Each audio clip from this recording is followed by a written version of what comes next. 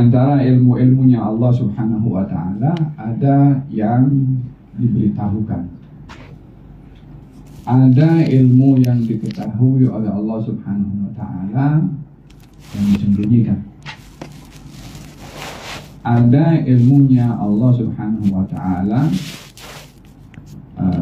yang tidak diketahui oleh sesiapapun kecuali oleh Allah Subhanahu wa Ta'ala. Jadi ada macam-macam ilmu Allah Subhanahu wa Ta'ala. Allah Subhanahu wa Ta'ala menceritakan di dalam Al-Quran bahwasanya sebelum umat Nabi ini banyak umat-umat yang diutus kepada mereka para Nabi dan Rasul, tapi tak diceritakan oleh Allah. Tahun berapa, siapa nama nabinya, apa yang mereka buat. Yang ada itu kisah Nabi yang 25. Tapi bukan bermakna mula adanya sejarah manusia di atas muka bumi itu hanya ada 25 Nabi dan Rasul sahaja. Tidak, di situ ada nabi-nabi lain, ada umat-umat lain yang tidak diceritakan oleh Allah Subhanahu wa Ta'ala kepada kita. Hanya dibagi macam hint saja. Ada umat-umat sebelum kamu yang tidak diceritakan oleh Allah Subhanahu wa Ta'ala.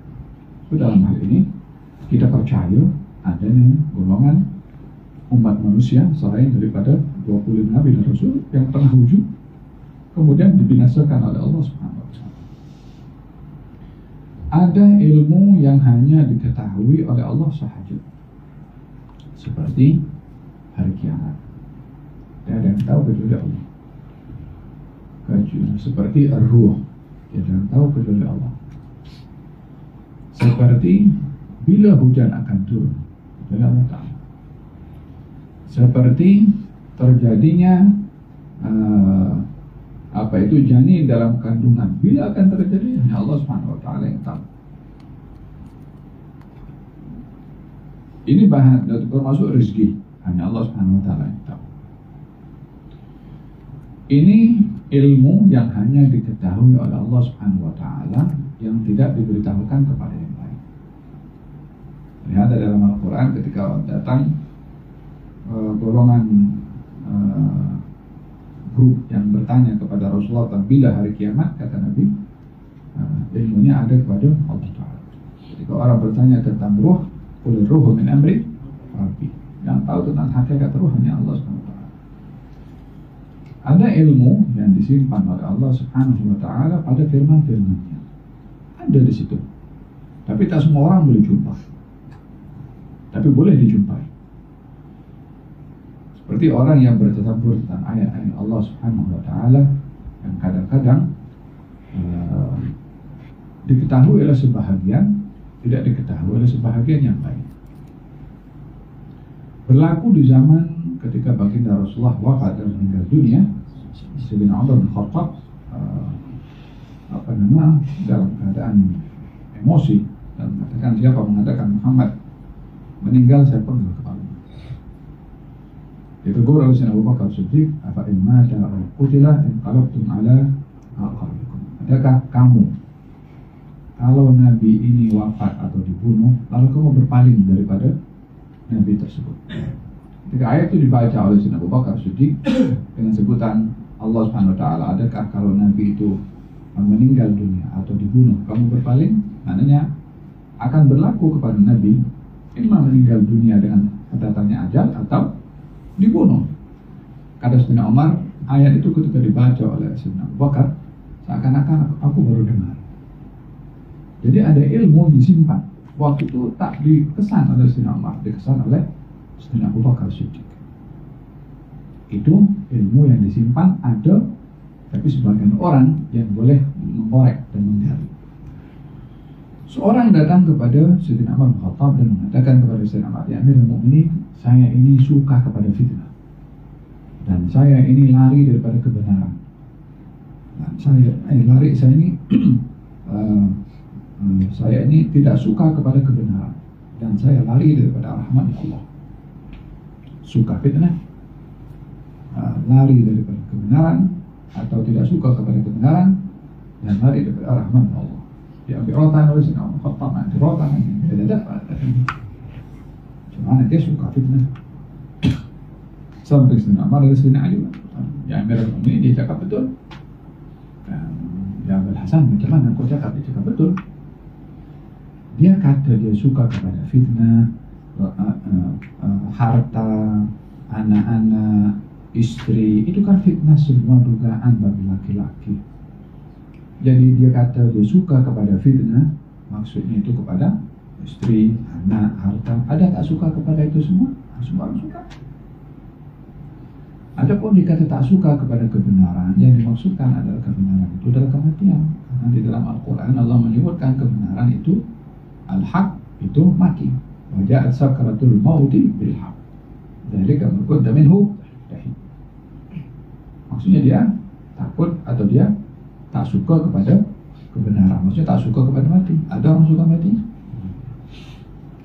Dan lari daripada rahmatnya Allah Subhanahu wa ta'ala. Rahmat Allah seperti hujan. Kalau hujan turun, orang pergi beduk semua. Maka kata Sayyidina Umar, laula Ali lahalakan Umar. Kalau bukan karena Ali, Umar akan binasa. Makna yang dipahami oleh Sayyidina Ali melalui kata-kata orang itu diambil daripada ayat Al-Quran Al-Karim. Ia adalah merupakan makna yang disembunyikan oleh Allah, diketahui oleh sebahagian daripada orang-orang yang diberi basirah oleh Allah Subhanahu wa ta'ala.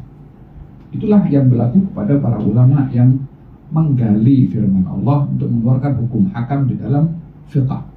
Itu ilmu ada, disimpan, tapi tak semua orang yang boleh jumpa. Hanya orang-orang yang berusaha, bermujahadah, diberikan oleh Allah Subhanahu wa ta'ala. Ada ilmu yang tak ada siapa yang tahu kecuali Allah Subhanahu wa ta'ala. Walaupun jinnya pun tak ada, tandanya pun tak ada. Kalau hari kiamat, ya yang tahu Allah, tapi kita tahu apa namanya, hari kiamat akan terjadi. Hujan, kita tahu hujan akan turun, tapi bila hanya Allah yang tahu. Tapi ada ilmu yang tidak diketahui hanya Allah Subhanahu wa ta'ala, hatta para anbiya, hatta para rasul tak tahu. Apa itu?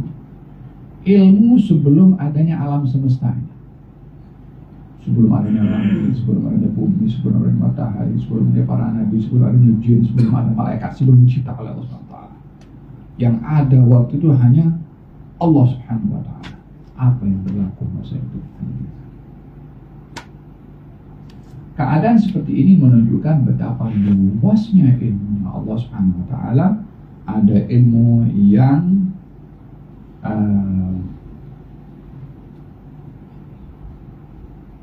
hanya diketahui oleh Allah, tak boleh ada siapa campur tangan. Ada ilmu yang disimpan untuk orang mengkaji. Ada ilmu yang diberi arahan, dan ini jangan kau lalui tentang hari kiamat. Nampaknya 2025 lah ya. Macam beberapa waktu yang lalu kan orang kecoh pasal hari kiamat. Sebagian nak jual saham pula. Sebagian dah apa namanya, nak berhenti bekerja, nak pergi iktikaf. Terburu-buru. Dan fil hadis kata baginda Rasulullah, kalau hari kiamat terjadi di hadapan kamu situ dan kamu mesti memegang tanaman untuk kamu tanam, bibit untuk kamu tanam itu bibit. Rasulullah mana tanah bibit di kiamat di depan terjadi, bila tak petik itu buah.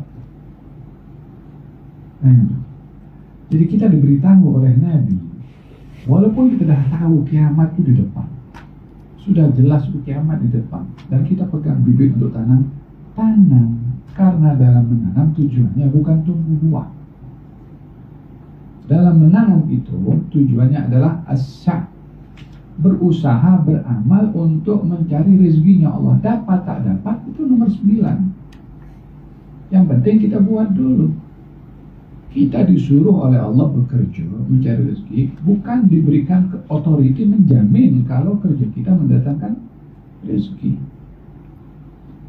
Kalau kita bekerja kemudian pasti dapat rezeki, ada kalanya orang kerja tak dapat.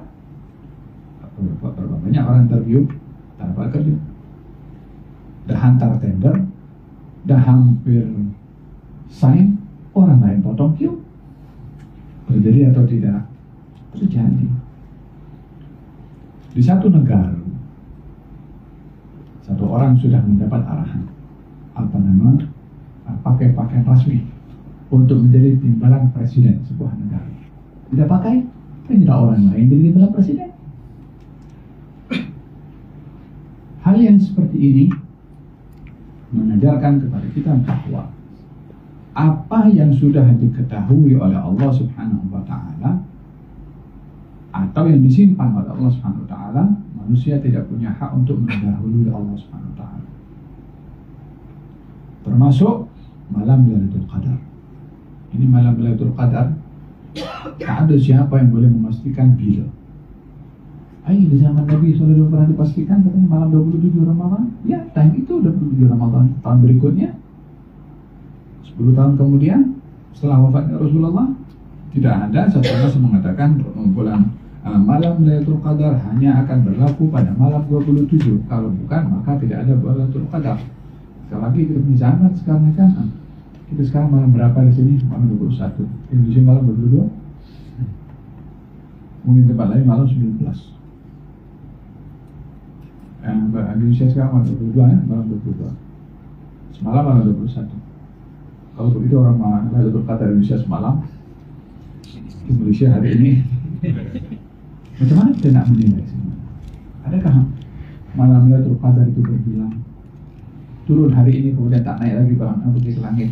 Tunggu Tuhan, karena negara lain mungkin malam ganjil akan turun, atau malam itu ganjil di sini berlaku di tempat lain malam genap pun juga malam Lailatul Qadar.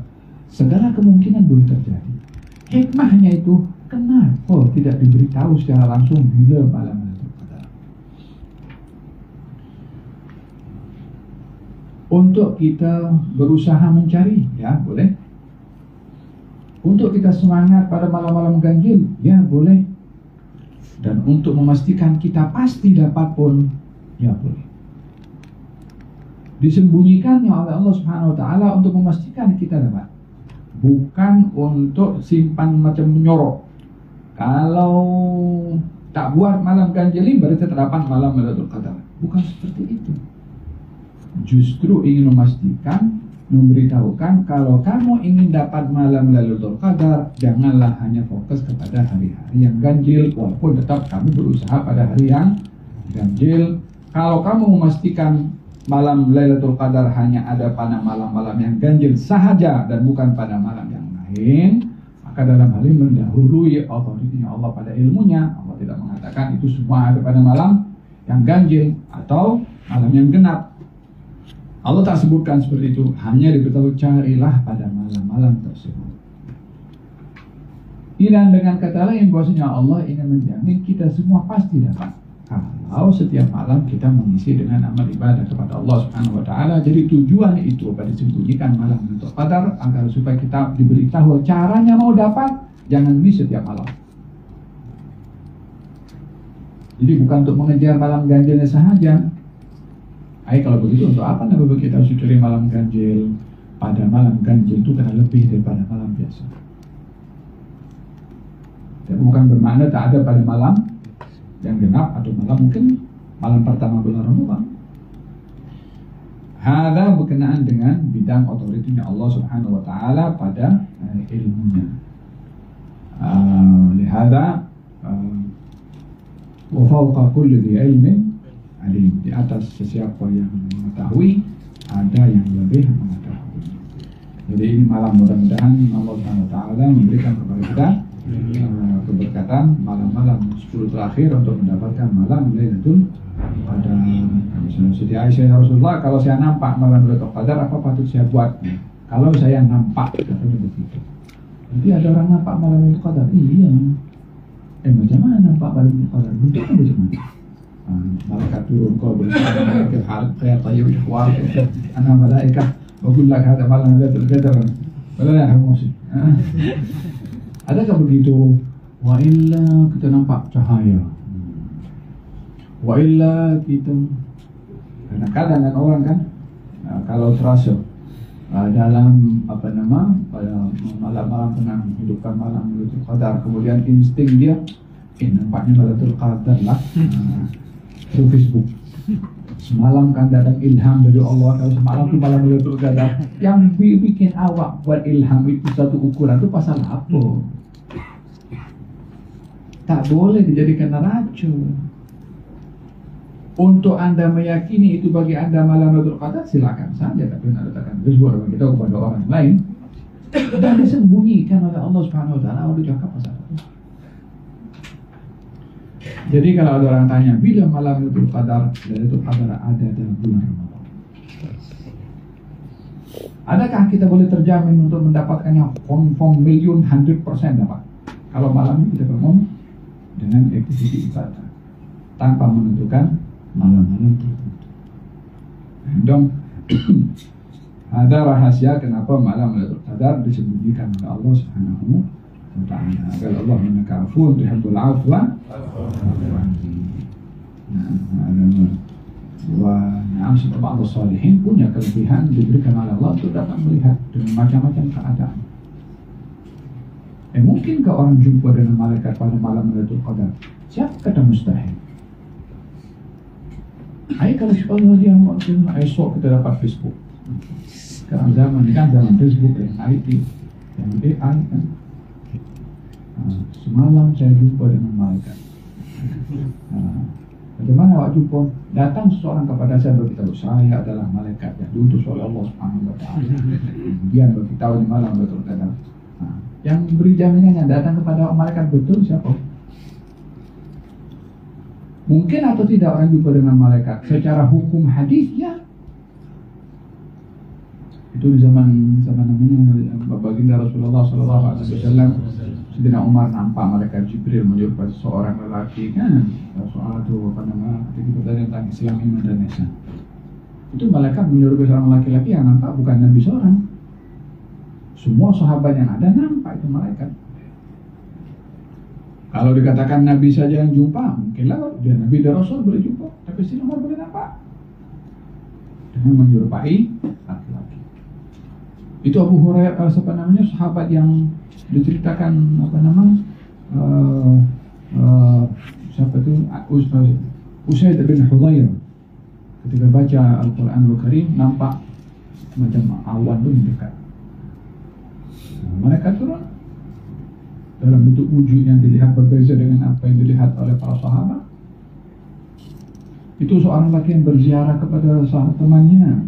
Kemudian ada malaikat datang dan memberitahukan, saya dan malaikat diutus oleh Allah memberitahukan kepada kamu kalau Allah sayang kepada kamu seperti mana kamu sayang kepada saudara kamu. Ketika dia berziarah ke kawannya karena Allah Subhanahu wa taala dan menyerupai laki-laki. Dan untuk seorang itu tahu malam Lailatul Qadar itu dengan beberapa tanda, boleh saja secara secara hukum atau secara nas ada kemungkinan. Tapi kalau ada orang mendakwa, wajib tidak kita percaya? Tidak wajib. Dan boleh kita mendustakan? Tidak boleh juga, bukan awak juga. Cuma bila hal itu sekarang ini kan macam-macam ya, jadi